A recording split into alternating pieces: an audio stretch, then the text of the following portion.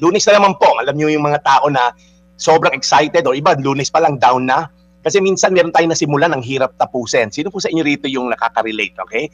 Ang hirap magsimula, ang lakas ng simula mo, pero parang yung consistency till the end, parang nahihirapan tayo. Whether trabaho yan, sa marriage, or maybe sa negosyo, o sa pag-aaral kung estudyante ka.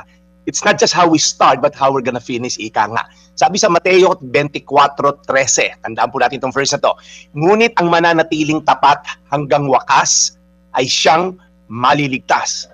So simple lang po yung sinabi ni Jesus na to. Number one, manatili tayong matatag sa gitna ng pagsubok. Anumang trials pinagdadaanan, digmaan, pag-uusig, pagnininlang, sabi dito sa Mateo, magtiis lang tayo dahil pag matatag ka sa gitna ng pagsubok, lumalakas ka. Pangalawa, sinabi, manatiling nakakapit sa truth ng salita ng Diyos. Alam niyo po, sa mga huling araw, maraming false prophet, maraming mga false teachings, maraming mga Diyos-Diyosa na maglilitawan, Diyos ng pera, Diyos ng posisyon, Diyos ng karangyaan, daming mga idol sa tinatawag. Pero ang totoong Diyos lamang, ang ating Diyos sa taas ang magliligtas sa atin yung katotohanan. At ang panghuli po, manatili tayong naka-fix our eyes on Jesus, the author and perfecter of our faith.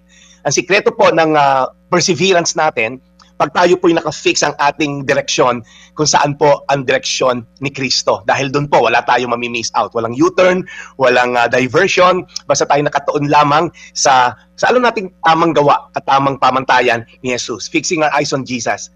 Huwag tayong mawala ng focus. Kapag napagod ka, tumingin ka lang ulit kay Jesus, tumakbo sa Kanya, at sure po, ibabalik niya tayo sa right track. So as I end, let me ask you this question. Saang bahagi ng buhay mo ngayon yung hirap kang manatiling tapat? Sa marriage mo ba? Trabaho mo? Or maybe sa pag-aaral mo? Ano yung mga distractions, mga sagabal, mga hindrance o tukso na nagpapalihi sa iyo ng landas? And lastly, paano ka makaka-focus kay Jesus lamang sa gitna ng mga challenges sa buhay natin? Mateo 24:13, ngunit ang manatiling tapat hanggang wakas ay siyang maliligtas. Tayo manalangin, Panginoon, despite the circumstances, Lord, mga challenges kinakaharap namin. Iba po, physical, iba financial, iba political, Lord, katulad ng bansa namin ngayon.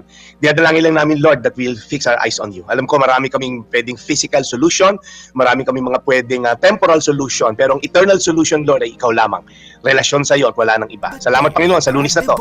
In Jesus' name, Amen. Today's Reflection with Pastor Jeff Eliscopides.